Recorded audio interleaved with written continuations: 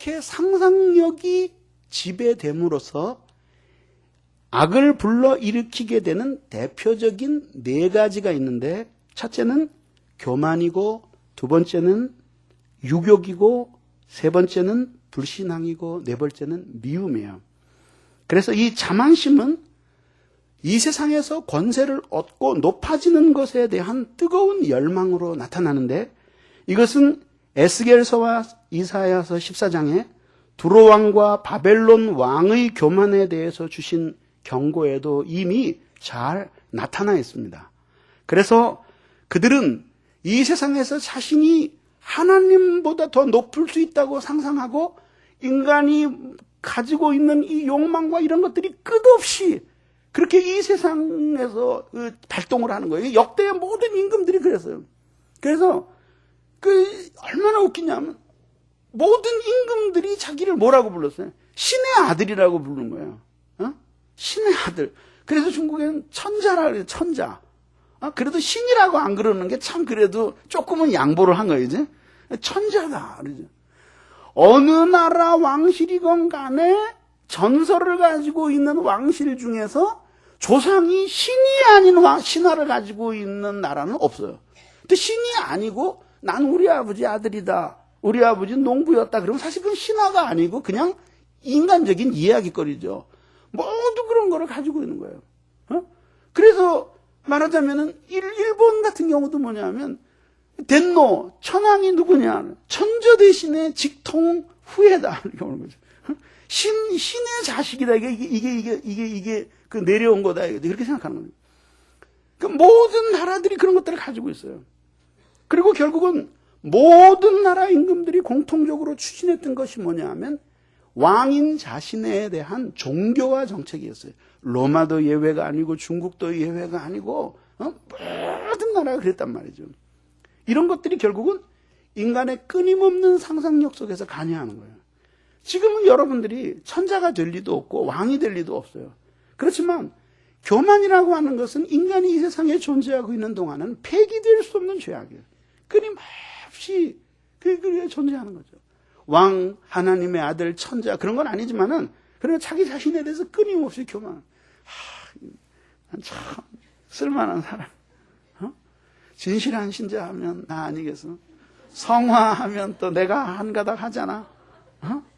그러면서 말이지, 수시로 자기 자신을 쓰다듬는 거예요. 그러면서 자기 자신이 얼마나 높은 존재이고 이렇게 상상을 하는 거죠. 이게 결국은 대표적인 악이고, 두 번째가 뭐냐 하면은 유욕과 더러움이에요. 그래서 더러운 정욕의 촉구는 죄가 상상력을 통해서 사고작용을 지배하는 대표적인 것입니다. 베드로후서 2장 14절에도 바로 그런 구절이 나옵니다. 음심으로 가득 찬 눈을 가지고 탐하면서 살아가는 신자들의 삶에 대해서 말합니다. 결국은 상상력이, 음란한 것에 대한 상상력이 끊임없이 자기를 지배하고, 그래서 그 사고 활동에 관여해서 그래서 죄를 짓게 되고, 그렇게 해서 결국은 하나님의 율법을 거스리는 삶을 살아가는 것이 바로 그 대표적인 상상력을 통해서 죄가 그 사람의 사고 활동을 관여하게 되는 대표적인 케이스 중에 하나라고 말씀을 드릴 수 있는 것입니다. 그래서 이처럼 음란함은 마음의 깊은 뿌리 속에 위치하고 있다라고 하는 사실을 우리들이 기억할 필요가 있는 것이죠. 또 하나는 뭐냐면 하나님을 향한 불신앙입니다. 그래서 이 불신앙은 말이죠, 끊임없는 상상을 일으켜. 그러니까 믿는 사람들은, 하나님을 온전히 믿는 신앙을 가지고 있는 사람들은 사고가 단순하고 간단해요. 그래서 왜 그 일을 할 수 있어? 그럼 왜? 하나님이 기뻐하시니까. 감당할 수 있어? 하나님이 응답하셨으니까. 그게 어떻게 할 건데? 과정은 나는 다 할 수 없지만은, 그러나 반드시 하나님이 함께 하실 거예요. 역경이 일어나고 어려움이 일어나면 주님의 응답을 가슴에 새기면서 이 역경을 통해서 하나님이 더 찬란하고 감동적인 방법으로 우리의 인생의 벼랑 끝에서 역전의 대드라마를 펼치실 것을 기대하는 자신감이 생겨난다 이거죠. 그래서 단순해. 그래서 잠을 잘 자. 근데 불신앙을 가진 사람은 항상 이 하나님의 약속을 의심하고 뭔가 하나님이 도와주신다고 하는 약속을 믿는 대신에 최악의 상황을 계속 생각을 하면서 뭐라 그러냐면 나는 저 사람은 믿음이 많은 게 아니라 생각이 모자라서 저렇게 머리통이 단순하고 나는 신중하기 때문에 최악의 상황도 다 상상하는 거라고 생각하는데 사실은 너무 신중한 것이 아니라 너무 믿음이 없기 때문에 하나님을 온전히 의지하지 못하면서 사는 거예요. 그래서 난 그런 생각을 해요. 큰일 날 일이 뭐가 있겠어요. 죽기밖에 더 하겠어. 죽으면 할렐루야지. 고생과 수고를 다 벗어버리고 사실 남아있는 성도들한테 좀 미안하지. 지구 평화를 모두 맡기고 혼자 떠나가니까 그게 좀 미안하지. 그렇게 큰일 날 게 뭐 있어요. 내 안에 사는 이 예수 그리스도니 나의 죽음도 유익함이라. 그러니까 큰일 났다 그런 얘기 하고 큰일은 아무것도 없어요. 큰일은 사고 기능을 넘어서 신자의 정서에 깊이 지배력을 행사하기 시작할 때 그 사람은 말하자면은 죄의 지배 아래 있는 사람이다. 그렇죠?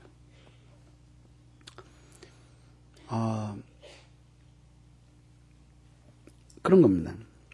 신자의 제일 가는 의무는 뭐냐 하면 누가복음 10장에 나와 있는 바와 같이 마음과 뜻과 성품과 목숨을 다하여 주 우리 하나님을 사랑하는 것입니다. 그리고 다른 모든 종교적인 의무의 이행과 실천이라고 하는 것도 바로 그 명령에 걸리지 않으면은 그 명령, 그 본분, 그 의무, 마음과 뜻과 성품과 목숨을 다하여 하나님을 사랑하는 그 사랑이 동기가 되지 않으면은 그 모든 종교적인 실천과 의무들은 하나님을 기쁘시게 하는 진정한 섬김이 될 수가 없는 거죠. 진정한 섬김이 될 수 없는 거죠. 그래서 죄가 그 사람의 정서를 지배하게 되면은 죄는 강력한 소원을 품게 되는 거예요. 죄에 대한 강력한 소원을 품게 되는 거죠. 전에는 죄가 그 사람을 방문하고 유혹하는 상황이었는데 이렇게 죄가 정서를 지배하게 되면 그 사람이 죄를 강력하게 따라가게 되는 거죠. 저는 실제로 자세히는 잘 파악을 못 해봤습니다만은 마약에 중독된 사람들의 이야기를 가만히 들으면은 처음부터 그 주사 한 대에 5만 원, 10만 원씩 주고 맞은 사람들이 아니에요. 그러니까 주위에서 그냥 거저 슬며시 주는 거예요. 피로회복제라고 주고, 그리고 이거 마시면은 뭐 머리가 맑아진다고 주고, 그렇게 하면서 이제 술 같은 거 먹을 때 이렇게 준다는 거죠. 먹고 나면 진짜 기분이 굉장히 야릇해져요. 근데 이 마약은 제가 잘 모르겠습니다만은 대마초나 이런 것들은 이렇게 흡입을 하면 할수록 양이 점점 늘어나는 것이 아니라 양이 점점 줄어들어요. 그러니까 처음에는 많이 마셔도 뭔가 작용이 안 오지만은 시간이 지나서 거기에 인이 배기고 나면은 조금만 냄새를 맡아도 바로 환각작용이 오거든요. 그러니까 그러면서 처음에는 그런 걸 몰랐는데 시간이 지나면서 이게 점점 예민해지니까 환각작용 같은 것들이 막 잘 일어난단 말이죠. 그렇게 해가지고 그 사람이 이제 그 사람의 몸이 이것을 필요로 할 수밖에 없다라고 생각될 때는 본색을 드러내고 고가를 부르는 거야. 그것들 투약을 안 하면 안 되는 거예요. 그걸 미끼로 해가지고 범죄도 하게 하고 심부름도 시키고 그 다음에 돈도 뜯어내고 그러는 거 아니에요. 그래서 결국 한 사람의 인생을 망치는 거 아니에요. 그러니까 그런 작용들이 이제 있게 되는데, 근데 그렇게 이제 그런 소원들이 강력하게 작용을 하게 되면은, 그러면은 이 자기의 인생의 모든 계획이나 이런 것들이 전부 다 자기가 갖고 싶고 이루고 싶은 그것을 중심으로 다 재편이 되는 거예요. 재편이라는 건 이제 다시 편성이 되는 거예요. 근데 사실 신자의 삶의 보좌에는 누가 계셔야 돼요? 하나님이 계셔서 마음과 뜻과 성품과 목숨을 다해 하나님을 사랑하고 섬기는 그것이 이게 가장 중요한 과제가 되어서 그 하나님을 중심으로 가치와 인생의 계획과 모든 설계들이 이루어져야 되는 건 아니에요. 근데 이것이 뭉개져 버리고 자기가 짓고 싶어 하는 그 죄가, 자기가 마음대로 행하고 싶은 자기의 그 죄가, 죄에 대한 욕심이, 그것이 중심부에 와서 자신의 인생의 계획을 다 재편하는 거예요. 그러니까 그렇게 되는 거죠. 그러면서 바뀌는 거예요. 그래서 저는요, 그리스도인들이 적당한 취미를 갖는 것은 좋지만 취미가 아니라 그것이 무엇이든지 간에 깊이 빠져들어서 그것 없이 못 사는 그것이 있는 것은 나는 옳지 않다 이렇게 생각됩니다. 옳지 않다 이렇게 생각됩니다. 옛날에 제가 같이 있었던 전도사 한 사람이 있는데, 그 사람 뭐라 하냐면 자기는 예수 믿고 모두 다 버렸대요. 세상 자랑 버리고 뭐 자매들도 버리고 다 버렸대요. 근데 하나만 못 버렸대요. 근데 그걸 대수롭지 않게 생각해요. 그게 뭐냐, 스포츠래요. 그런데 어느 날 전도사가 말이에요, 주일 예배 지나고 나서 없어졌어요. 테레비 그 청룡기 야구 쟁탈전 거기서 막 응원하는데 그 테레비에 나왔어요. 주일날. 그러니까는 그런 거예요.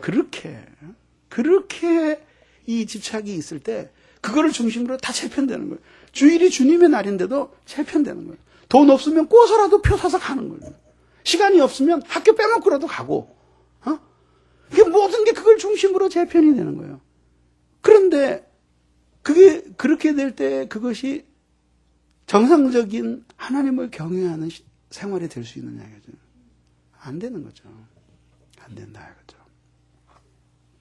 그 다음에 이렇게 하나님을 향한 사랑보다는 죄에 대한 소원을 계속 키워나가는데, 이렇게 될 때 신자의 마음속에는 놀라운 변화가 일어납니다.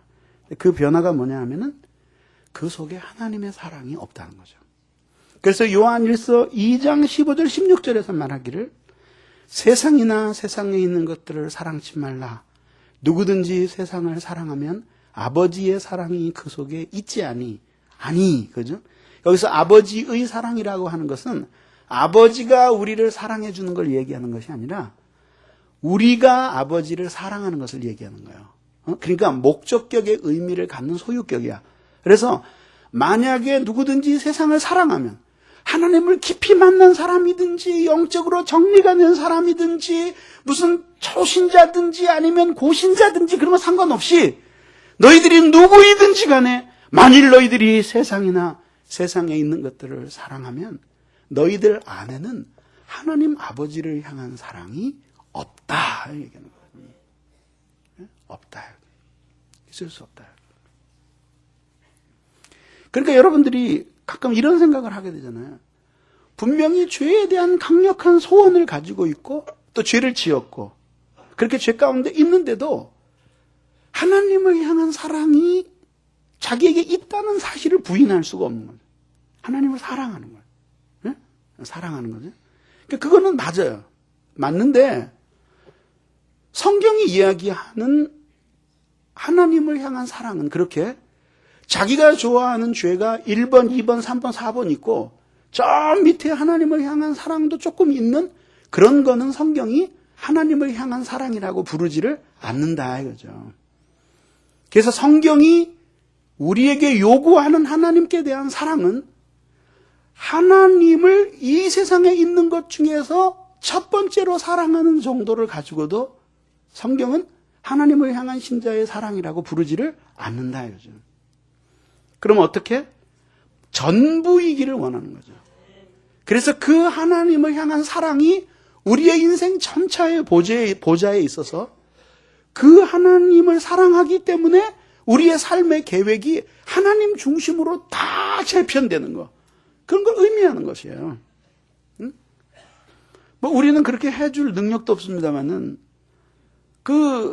자기 아들을 위해서 참 대단한 부모들 참 많습니다. 제가 아는 어떤 성도 한 사람은 말이죠.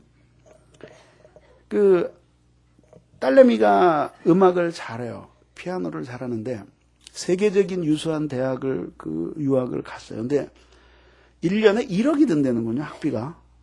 그러니까 뭐 조금 드는 거죠, 그죠? 네.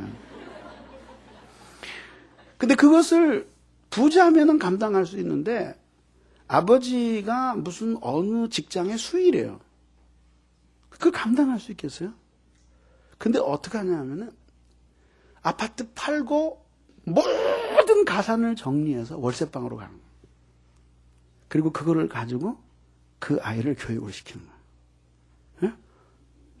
이게 아이를 뜨겁게 사랑하고 소질이 있으니까 그 소질을 썩히고 싶지 않으니까 세계 최고의 대학을 보내서 들어갔단 말이에요. 그러니까 돈이 문제가 아니라 자기는 월세방에 다니고 자기는 수의도 그만두고 퇴직금까지 다 뺀 거예요. 그리고 아파트 경비를 다니고 부인은 파출부를 팔아서 그 아이를 세계 최고의 미국에 있는 음악대학에 입학을 시킨 거예요. 그래서 거기에 있는 어느 교수가 말이지, 만난 교수가 아주 감동적으로 그 얘기를 하더라고요. 근데 그런 게 사랑이에요. 그런 게 사랑.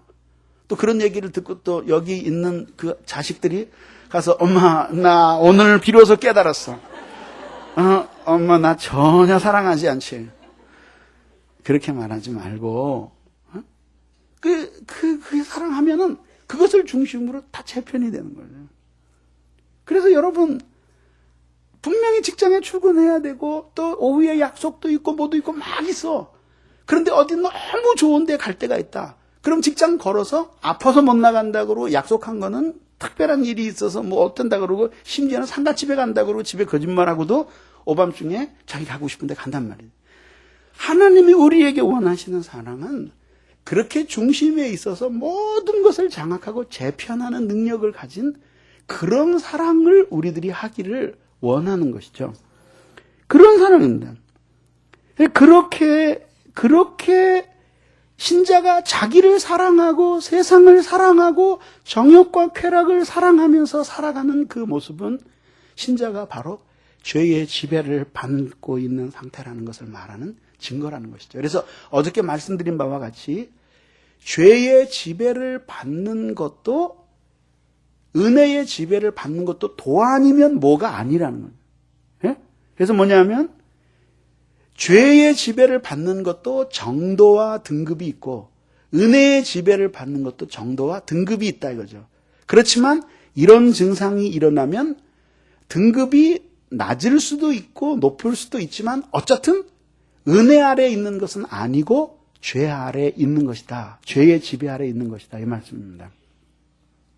그러면 여기에 대해서 그럼 어떻게 해야 되겠느냐. 이렇게 자꾸 자기도 어떻게 할 수 없이 이 속에서 계속해서 죄가 솟아나서 그래서 강력한 소원을 갖게 만들고 자기를 그렇게 죄로 끌고 갈 때에 어떻게 신장을 할 수 있느냐 이거죠. 인터넷에 보니까 저희 교회는 참회의 방이라는 그 코너가 있습니다. 거기 들어가 보시면은 죄를 지은 사람이 하나님 앞에 진실하게 고백하면서 참회하는 글들이 실려 있습니다. 물론 누가 썼는지는 알 수가 없죠. 썼는데 그중에 어떤 지체의 글을 보니까 뭐 우리 교회에 속한 지체인지 아닌지는 모르는데 뭐라고 나오냐면은 나는 나 자신이 너무 믿습니다. 죄를 짓고는 다시 5분도 못 돼서 그 죄를 생각하고 그 죄를 짓고는 그렇게 눈물을 흘리고 그 다음날 또 죄를 지러 간다 이거죠. 그런 사람들이 계속 되풀이 되는데 간절한 소원이 있는데 하나님이 내가 죄에서 약간 벗어났을 때 하나님이 나를 데려가 주셨으면 좋겠다는 거죠. 그래서 그렇게 고통스러워하고는 장면이 나와요.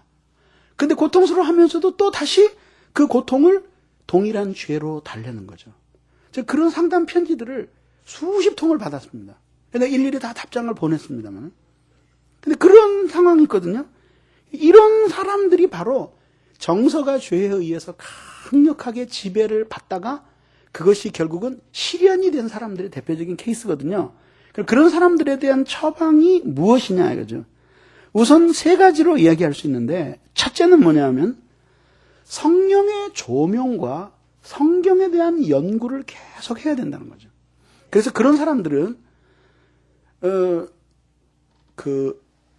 그런 사람들은 자신보다 영적으로 매우 뛰어나서 그를 지배하고 있는 죄의 세력들을 간파하고 그를 영적으로 회복시킬 수 있는 그 성경적인 지식을 풍부히 가지고 있는 사람을 의사로 찾아가지 않으면 회복되기가 굉장히 힘들다고 봐야 됩니다.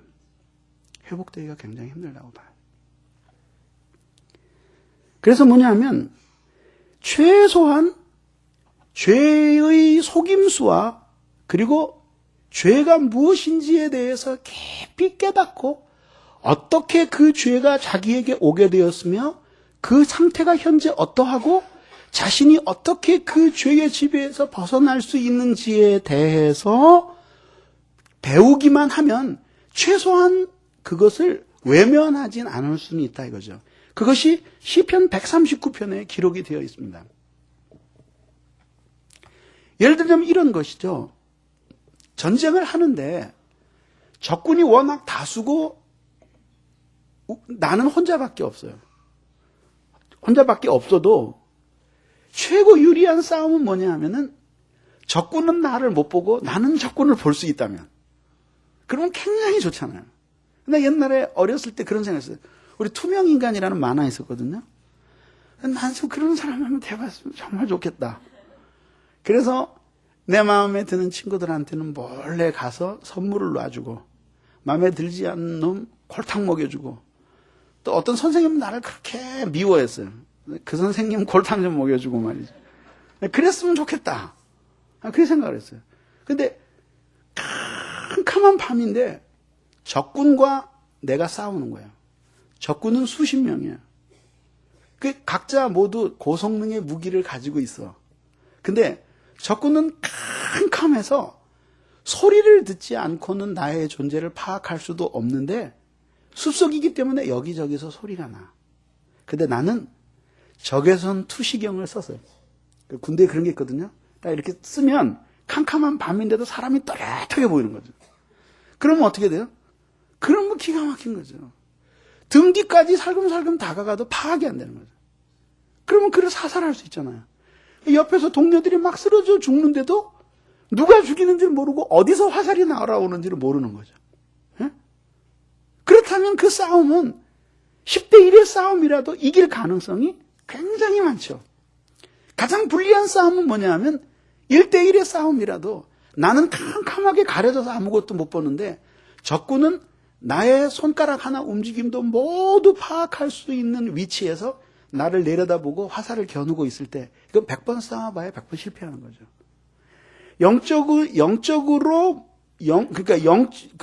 죄를 짓게 되고 마음이 어두워지면 영적인 무지가 그를 지배해요. 영적인 어두움이 그를 지배하고 그래서 뭔가를 신령하게 생각할 수 없고 하나님의 말씀에 대한 깨달음도 존재하지 않아요.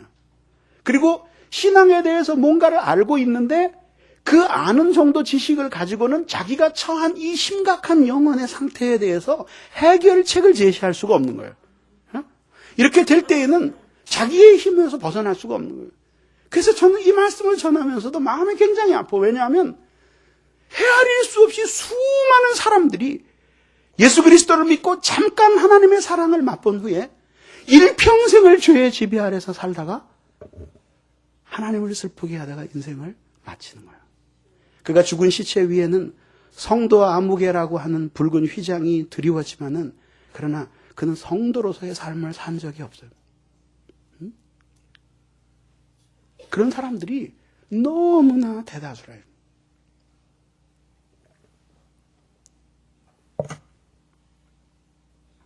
그렇게 성령의 조명과 성경의 연구가 필요하다는 거.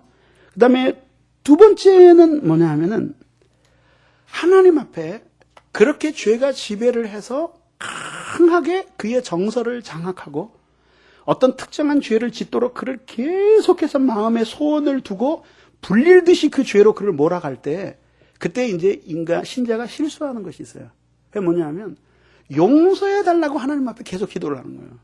근데 이렇게 죄의 지배 아래 있을 때에는 용서해달라고 많이 기도해도 용서의 확신이 오지를 않는 것이 일반적입니다.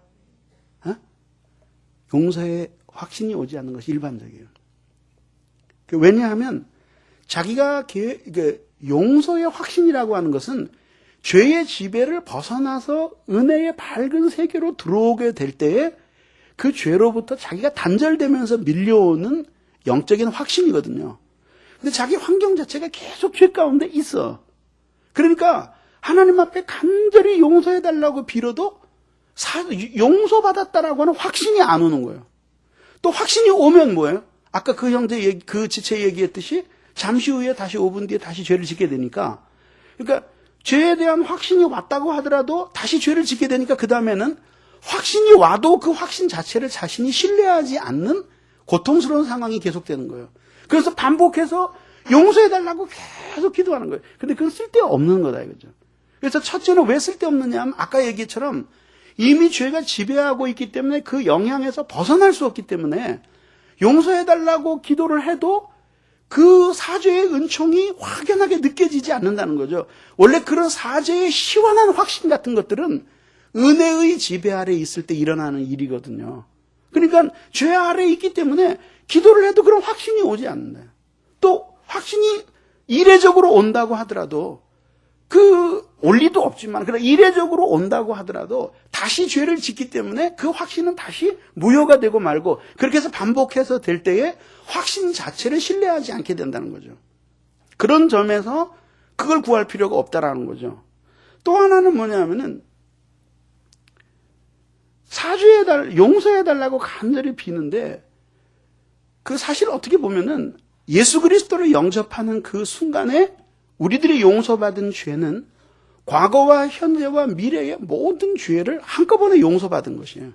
그러니까 현재, 과거, 미래가 인간에게는 의미가 있지만 하나님은 하늘 위에서 한 번에 내려다보시는 분이니까 하나님에게는 현재, 과거, 미래가 없어요. 그러니까 과거도 현재처럼 아시고 미래도 현재처럼 모두 파악하고 계시는 게 아니라 어거스틴의 고백대로 하나님에게는 영원한 현재만 있을 뿐이에요. 그러니까 인간이 짓는 죄가 현재의 죄냐 미래의 죄냐 이건 하나님에게는 의미가 없다. 그래서 그리스도의 피로 우리 모든 죄를 용서해 주는 거죠. 그러니까 그럼에도 불구하고 인간이 용서해달라고 하나님 앞에 비는 것은 이유는 무엇 때문이냐면은 자기가 죄인이라고 하는 자책감이 남아있는 동안에는 하나님 앞에 이렇게 당당히 나아가서 주님이 내 주님이십니다 그러면서 그 뜨거운 사랑의 품에 안길 자신이 없는 거예요. 그러니까 용서해달라고 비는 거죠. 그럼 하나님이 여러분들이 용서해달라고 간절히 빌었을 때 그걸 어떻게 응답을 해주셔요? 됐다. 용서한다. 더 말하지 마라. 그 대신 아무리 기도해도 난 너 들을 수 없어. 그건 용서가 아니잖아요. 용서해달라는 이야기는 뭐냐면 다시 자기를 사랑해달라는 이야기하고 똑같은 얘기예요. 그러니까 하나님께로부터 내가 너를 용서한다. 여러분 기도할 때 사죄해 주십시오. 날 죄를 용서해 주십시오. 그럴 때 하나님이 그래 내가 너를 용서해 줬다. 이런 얘기 안 들었다고 해서 사죄에 대한 확신이 없는 거 아니죠. 왜냐하면 하나님이 그렇게 재판관처럼 땅땅 때리면서 용서해 줬음 그렇게 한다고 해서 시원해지는 것이 아니라 하나님이 다시 오셔서 나를 사랑해 주시면 그것을 통해서 우리는 내 죄를 씻었고 그러니까 그것이 필요하기 때문에 하나님 앞에 매달리는 거거든요. 근데 다시 자꾸 죄를 지을 수밖에 없도록 죄의 지배하에 있는데 그게 무슨 필요가 있느냐 이죠. 그래서 결국 이런 상황에 놓였을 때 신자가 기도해야 될 것은 사죄해달라고 기도하는 것이 아니라 나를 엄습하고 내가 항거할 수 없을 정도로 기승을 부리고 있는 이 죄의 세력들을 누그러뜨려 달라고 하나님 앞에 기도해야 되는 거예요. 물러가게 해달라고 되는데 그거는 기도가 잘 응답이 안 돼요. 왜냐하면 한 번에 들어온 게 아니기 때문에 한순간에 그렇게 물러가는 것이 아니에요. 자기는 아무것도 하지 않고 물러가게 해 주시옵소서. 그렇게 하면 뭐 그럴 필요 뭐 있어. 내가 모든 것을 주님께 맡기오니 이제 나는 내 맘대로 하지 말게 하시고 그 주님의 뜻대로 하시옵소서. 나는 절대 죄 짓지 말게 해 주시옵소서. 그 기도가 응답이 되냐 이거죠. 그러니까 하나님이 일반적으로 우리를 창조하시고 거듭나게 하신 그 원리에 그런 것이 어긋나요. 그래서 나는 이제부터 나 다 포기합니다. 그러니까 하나님 마음대로 내 안에 사십시오. 따라서 내가 이제부터 짓는 죄는 내가 짓는 게 아니라 주님이 짓는 죄입니다. 그게 실제로 어떤 녀석이 나한테 그렇게 얘기를 하더라고. 그렇게 기도를 했기 때문에 자기는 자유하다는 거예요. 무슨 개코 같은 소리를 하고 하는 거예요. 말도 안 되는 거죠. 있을 수가 없는 일이에요. 그러니까 그때는 사죄를 위해서 기도해봐야 응답도 없거니와 응답이 온다 그래도 사실은 다시 그 응답의 확신이 사라지는 거예요. 그래서 필요한 것은 뭐냐면 우선 급한 거는 죄의 세력을 누그러뜨리는 거예요. 그래서 한꺼번에 뿌리째 꺾을 수 없으면 우선 쳐서 이렇게 하나씩 쳐서 이게 힘을 약화시키는 거예요. 힘을 약화시키는 거예요.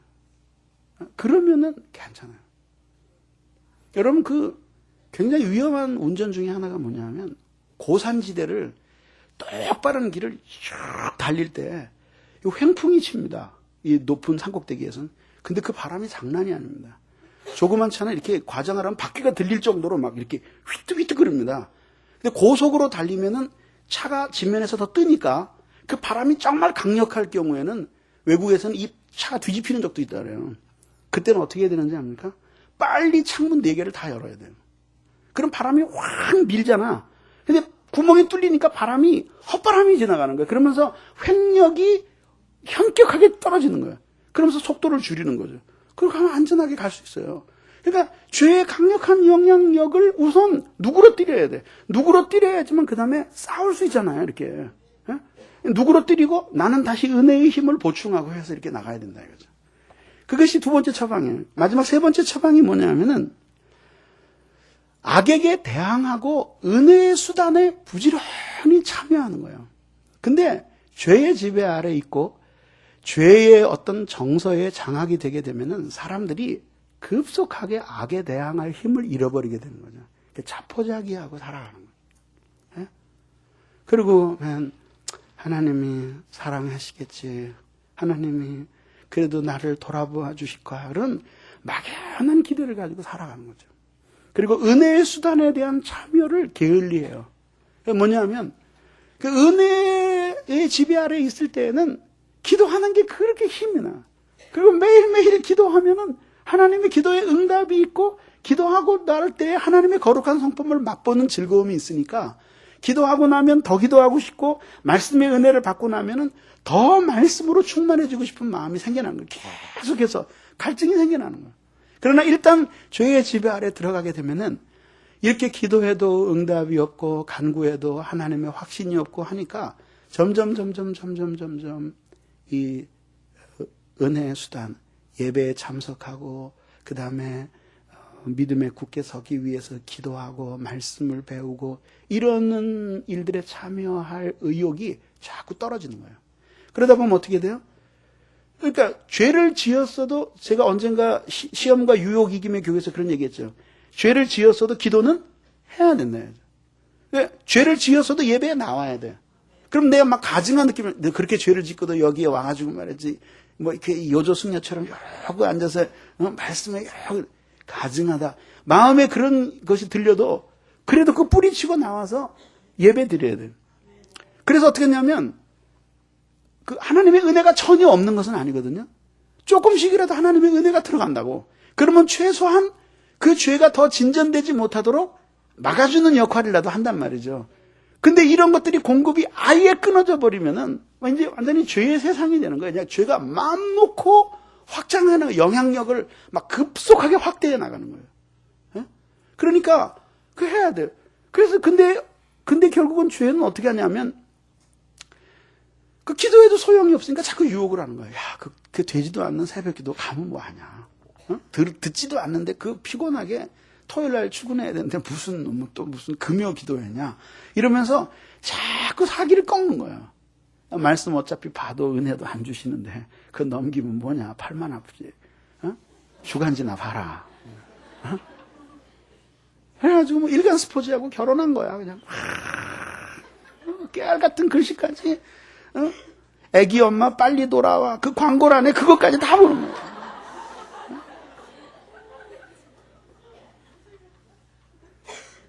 성경은 안 읽는 거죠. 근데 그렇게 하면 날 새는 거예요. 그래서 도저히 회복의 길이 없는 것이에요.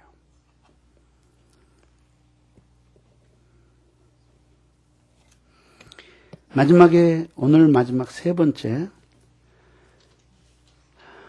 신자가 죄의 지배 아래에 있는 위험한 징후 중에 세 번째는 뭐냐면 이미 확인된 죄, 파악이 된 죄인데도 그 죄에 대한 사랑을 버릴 수 없을 때 그는 죄의 지배 아래에 있는 증상을 보여주는 사람이다.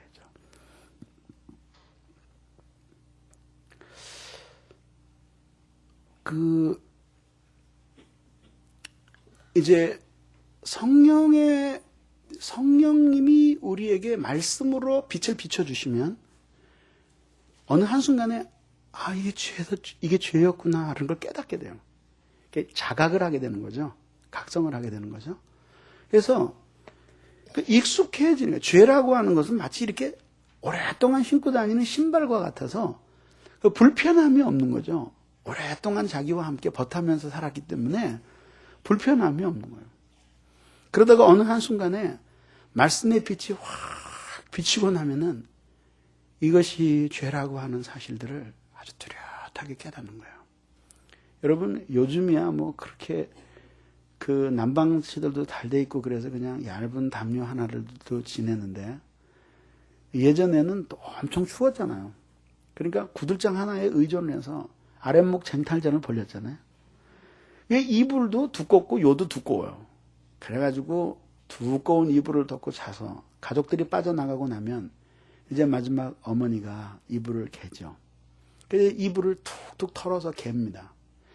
이게 껌껌할 때 일어났을 때에는 개는데 창문을 활짝 열고 그 다음에 커튼을 제끼고 햇빛이 찬란하게 들어올 때는 갑자기 어머니가 마스크를 찾는 거죠. 왜? 먼지가 보이니까. 안 보일 때에는 그냥 지냈는데 보이니까는 견딜 수 없는 거죠. 어느 날 TV에서 인간의 피부에 얼마나 더러운 벌레들이 많이 기어다니는지를 현미경으로 촬영을 해서 보여주는데 열대까지의 벌레들이 말이죠. 기어다니는 거예요. 그 다음서부터는 자꾸 여기를 만지게 돼요. 여기 이상하게 생긴 네모난 벌레, 세모난 벌레, 동그란 벌레, 이게 바글바글 달리는 게 자꾸 세수하게 됩니다. 한참 동안. 스킨을 자꾸 바르게 되고 말이죠. 예뻐지라고 부르는 게 아니라 벌레 죽으라고 말이죠. 안 보면은 약인데, 보면은 그걸 도저히 참을 수가 없는 거죠. 보면은 도저히 참을 수가 없는 거예요. 성령의 빛은 우리에게 비춰서 우리에게 그런 죄들을 깊이 깨닫도록 만들어줘요. 성령이 그것을 우리에게 보게 만들어줬다고 해서 곧바로 우리가 그것을 버리는 것은 아니다라고 하는 거죠.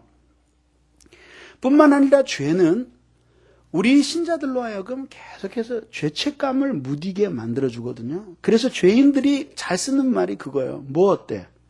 뭐 어때? 그래서 야, 너 그렇게 살아서 되냐? 뭐 어때? 너 그렇게 기도 안 해도 돼? 뭐 어때? 너 그럼 하나님이 안 좋아하시잖아? 뭐 어때? 그래서 그 사람 별명이 뭐 어때? 뭐 어때? 맨날 뭐 어때? 뭐 어때? 그러고 사는 거야. 응?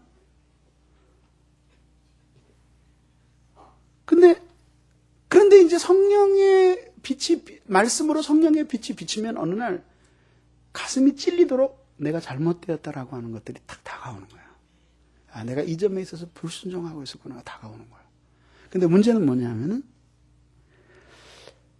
그거를 죄를 파악했는데도 그것을 도저히 그것을 버리지를 못하고 남겨둘 수밖에 없다고 결론을 내릴 때 그때 그는 죄의 지배를 받고 있는 신자임이 분명하다라고 하는 것이죠. 분명하다라고 하는 것이죠. 그래서 말이죠. 죄의 문제를 해결하기 위해서는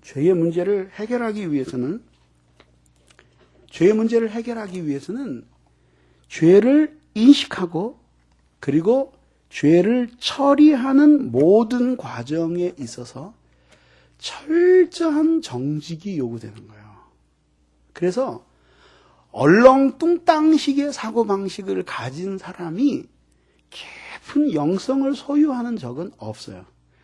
절대로 없으니까 여러분들이 이걸 가슴에 새기세요. 만약에 여러분들이 상례적으로 천성적으로 얼렁뚱땅하기를 좋아하는 성격을 가지고 있으면 여러분들이 져야 할 십자가가 훨씬 더 많다고 생각을 해야 돼요. 그렇게 얼렁뚱땅 하면은 이 영적인 세계에 있어서는 여러분들이 절대로 죄를 이기는 깊은 은혜를 소유한 하나님의 사람으로 자라갈 수가 없어요. 그렇게 여러분들이 얼렁뚱땅하는 방식으로 살아가기를 좋아하는 것은 죄가 정말 좋아하는 거예요. 죄의 친구는 누구냐면 무지한 사람이에요. 예? 그래서 리차드 백스터라고 하는 키더민스터의 목회자는 말하기를 무지는 거의 악이다 그랬어요. 악의 친구예요. 거의 악이에요. 그래서 무지하면은 악이에요. 그렇기 때문에 성경에서도 우리에게 총명과 슬기, 뱀 같은 지혜, 이거를 신자에게 얼마나 많이 요구했는지 한번 생각해 보세요. 비둘기같이 순결할 뿐만 아니라 또한 뱀같이 지혜로워야 된다. 그 다음에 착하고 충성되고 또 지혜로운 종. 충성되고 지혜로운 종.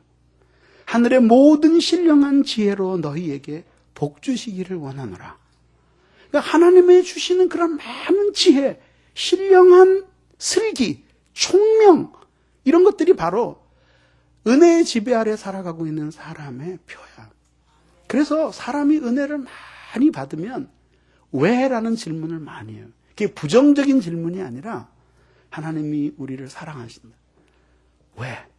너희도 하나님을 사랑해야 돼. 어떻게? 응? 하나님이 죄를 싫어하셔. 그 죄가 뭔데? 그 죄는 어떻게 들어오는데? 그 죄는 어떻게 멸할 수 있는데? 이렇게 꼴찌꼴찌 묻고 싶은 마음을 갖는 거예요. 그래서 은혜 못 받았을 때 성경을 읽으면 줄줄줄줄줄줄줄 나가는데 은혜 받고 나서 성경을 읽으면 왜 이럴까? 놀랍다. 하나님이 이렇게 하셨구나. 야, 이건 정말 굉장한 일이구나. 이런 감탄이 계속 떠오르는 거예요. 왜? 새로운 깨달음이 오기 때문에. 그러니까 죄를 인식할 때뿐만 아니라 죄를 처리하는 모든 과정에서 정직하게 그렇게 해야 돼요. 여러분 한번 생각을 해봐요. 아주 좋은 비유가 생각이 났어요. 옛날에는 지금 같은 이렇게 금속을 발라가지고 만든 이렇게 반짝반짝하는 거울이 없었잖아요. 그래서 옛날에는 석경을 썼어요. 석경. 돌을 반질반질하게 갈아서 가난한 사람들은 석경을 쓰고 돈이 좀 있는 사람은 동경을 썼단 말이에요. 그래서 고린도전서 13장에서 지금은 비록 거울로 보는 것처럼 희미하나 그럴 때 거울로 보면 왜 희미하나 그러지? 그건 그때로 돌아가야지 알지. 동경이나 석경을 썼으니까 동경을 동을 아무리 반짝반짝하게 닦아도 한계가 있잖아요. 이렇게 비춰보면은 우리 모습이 희미하게 보인단 말이죠. 그렇잖아요. 그럼 한번 보세요. 여러분 자신의 내면의 세계를 비추어 볼 때 그렇게 그냥 번쩍번쩍 그냥 이렇게 반질반질하게 닦아놓은 돌멩이 같은 데다 비치는 것과 오늘날에 볼 수 있는 최고급 거울을 갖다가 비치는 것 사이에 어떻게 여러분 자신이 정확하게 파악될 수 있는지 한번 생각을 해보세요. 거울에 비친 모습을 가지고는 여러분들의 얼굴도 어떻게 생겼는지를 모르고 용모는커녕 어떻게 생겼는지 모를 거예요. 그러나 오늘날의 거울로 딱 비춰보면은 머리카락 하나가 삐친 것까지도 여러분들이 정확하게 파악할 수 있을 거예요. 그렇기 때문에 죄가 무엇인지를 알기 위해서는 정확한 하나님의 말씀에 대한 지식을 제공받고 그 거울에 자기 자신을 비춰봐야 된다 이거죠. 근데 사람들이 이렇게 안 한다 얘기예요. 깨달으려고 하질 않는다 얘기죠. 예배 시간에 와서 맨날 졸기나 하고 말이지. 그건 있죠. 거의 배교적인 예배예요. 배교적인 예배. 살아계신 하나님 얼굴에 침 뱉는 거라 얘기지. 어디라고 와가지고 말이지. 졸고 자고 말이지. 먹을 거 먹고 말이지. 그렇게 예배를 드리는 사람들이 어떻게 하나님을 만나냐 이거죠. 그러면서 영혼의 곤고한 것도 파악하지 못하고, 그렇게 살아가면서 자기의 죄된 생활에 익숙해지고, 그 껍질밖에 없는 신앙생활, 밑에서는 다 썩어가지고 시체 국물이 줄줄 흘러내려오는 그런 신앙생활을 하면서 자신이 무슨 굉장한 신앙인이 된 것처럼 말이지. 옛날에 태고 쪽에 만난 하나님 간증이나 우려먹고 다니면서 말이지. 그게 신앙생활이냐 이제. 겨우 그런 삶을 위해서 예수님께서 십자가에 못 박혀 죽으셨느냐 말이죠. 그런 거 말이지. 도대체 가르쳐 주려고 그래도 배우려고 하지를 않아요. 그 되냐 이게. 여러분 자녀를 생각해봐. 공부 안 하려고 뜻을 세운 애들은 집에서 과외 선생을 붙이고 두들겨 패고 무슨 전학을 서너 번을 시켜도 안 되는 거예요. 그건 날샌 거예요. 하려고 해야지 되는 거지. 더군다나 여러분 애들은 말이지 야단이라도 치고 호통이라도 치지만은 그 교회에서 어떻게 하냐 이게. 그건 내비로 두면 어떻게 되겠어요? 그렇게 결국은 말이죠. 껍질도 있는 사람도 그래도 그건 예전에 그래도 하나님이라도 예전에라도 하나님을 제대로 만난 사람이라도 껍질이라도 생기는 거지. 껍질이 아니야 이제. 그래도 결국 여러분 다 배교할지 누가 아느냐 이게. 여러분들이 참 신자라고 하는 증거가 있어요? 여러분들이 미끄러지지 않을 것이라는 일평생 하나님을 사랑하고 진실하게 살아갈 것이라고 하는 증거가 있느냐 이거죠. 지금도 대다수의 많은 사람들이 죄의 지배를 받으면서 살아가고 있는데 그 죄의 지배가 파해지질 않잖아요. 5년 전에 죄의 지배 아래 들어간 사람이 지금 파해졌느냐 이거예요. 그래 아까 얘기했듯이 영적 은사도 조금 맛보았고 그 뭐 참회도 좀 경험했어요. 그리고 뭐 하나님의 말씀에 대한 좀 깨달음도 있었어. 근데 아까 얘기했듯이 그들은 껍질을 만드는 데만 기여했을 뿐이지 그 속의 내용들이 다 썩어가면서 시체 국물처럼 흘러나왔잖아요. 그런데 무슨 2003년에는 좋은 일이 일어날 거라고 생각하냐 이게. 그리고 뭐 내년쯤 시간이 흘러가면 하나님이 은혜를 베푸시겠지. 그래 영적인 법칙을 따라서 자기가 돌아오지 않는데 하나님이 어떻게 은혜를 베푸시냐 이게.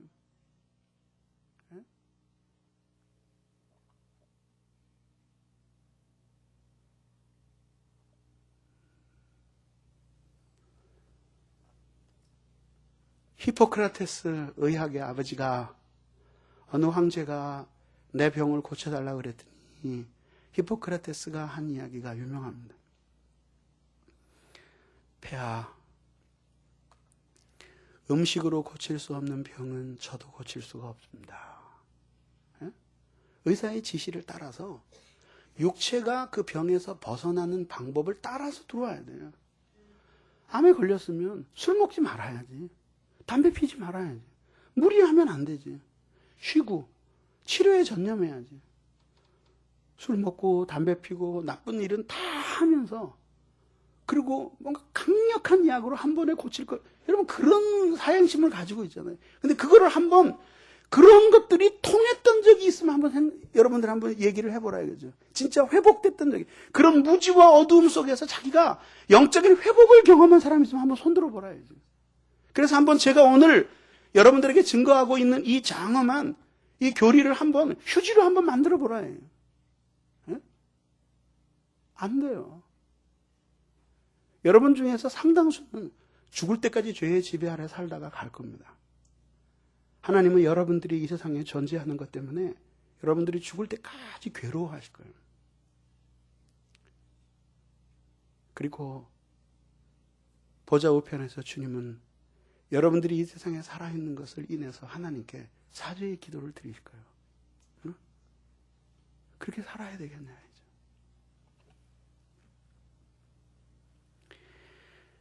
그러니까 죄를 파악을 했는데도 그것을 참아 버릴 수가 없는 거죠. 열왕기하서에 보면은 그 아람 군대의 장관이던 수리아 사람 나아만의 이야기가 나와요. 그죠? 예.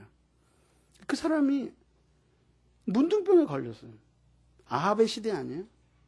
그러니까 그 아합 왕에게 편지를 보내기를 나 문둥병 걸렸는데 니네 나라에서 나 좀 고쳐줘라. 그러니까 아합이 난리가 난 거야. 이게 아람이 우리를 쳐서 멸망시키려고 수를 쓰는 거다라고 생각하는 거예요.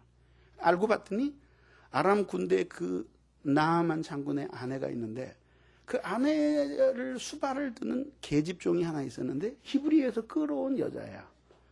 근데 그 주인이 그렇게 괴로워하는 걸 보면서 우리나라에 가서 그 선지자님 앞에 서면 고칠 수도 있을 텐데. 그러니까 그 얘기를 듣고 지푸라기라도 잡는 마음으로 그 사람이 엘리사에게 간 거예요.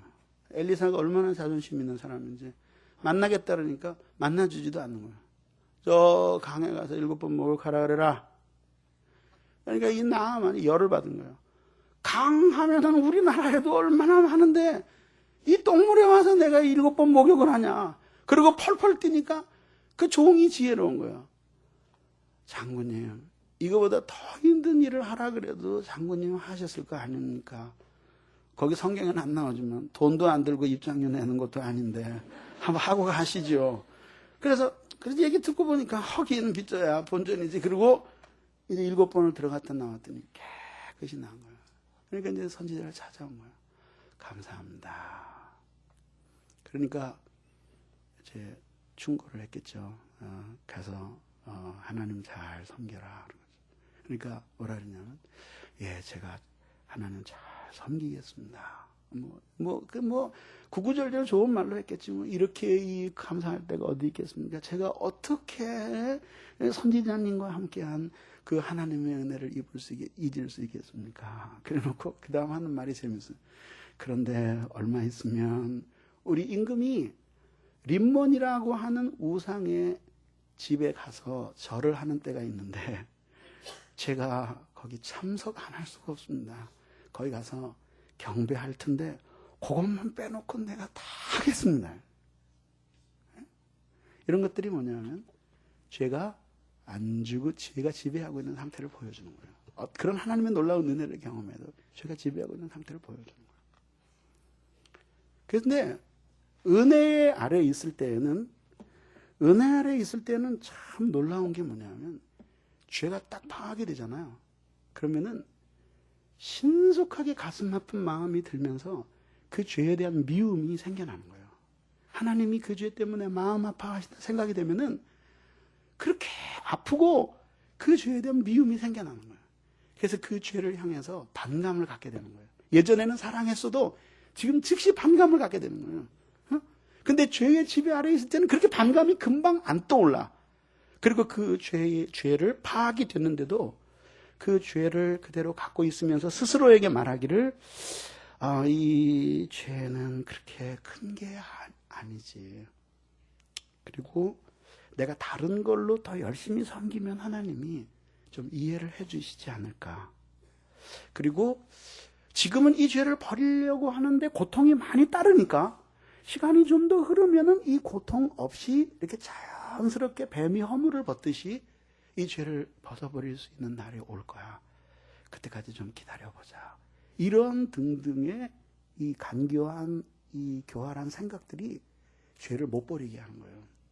그래서 결국은 뭐냐면 죄를 확신하고 났는데도 자만심이나 죄에 대한 탐욕, 그 죄를 버리지 않는 데서 맛보는 죄의 기쁨 이런 것들 때문에 그 죄를 청산하지 못하는 거예요. 그리고 그것이 굉장히 힘들게 느껴지는 거예요. 그게 죄 아래에 있는 징후다 이거죠. 그러면 이제 이런 얘기가 되는 거죠. 한 가지 죄에 대한 순종이 총체적이지 않으면 다른 죄의 경우도 마찬가지일 가능성이 많다는 거예요. 왜 그러냐면 죄라고 하는 것은 마음속에 있을 땐 잘 파악이 안 되고 이게 일단 밖으로 나왔을 때 파악이 잘 되잖아요. 근데 여기 이렇게 죄의 열매들이 맺혔어요. 근데 이거를 가지고 파악을 했어요. 씨름을 하는 거예요. 근데 이 죄의 뿌리는 이렇게 내려와서 이 악은 불순종과 악은 이렇게 뿌리가 내려와 가지고 이 속에 불신앙과 하나님을 거역하는 것이라고 하는 죄의 뿌리가 다 있는 거거든요.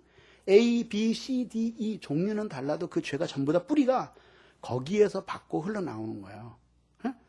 그렇기 때문에 이 한 악에 대한 회개가 진실하다면 그는 그거를 파고 들어가서 결국은 자기 속에 하나님을 거역하려고 하고 하나님의 은혜를 따라 살지 않으려고 하는 반항하는 본성이 있다는 것을 깨닫고 그것 때문에 아파하고 괴로워하는 것이 복음적인 회개예요.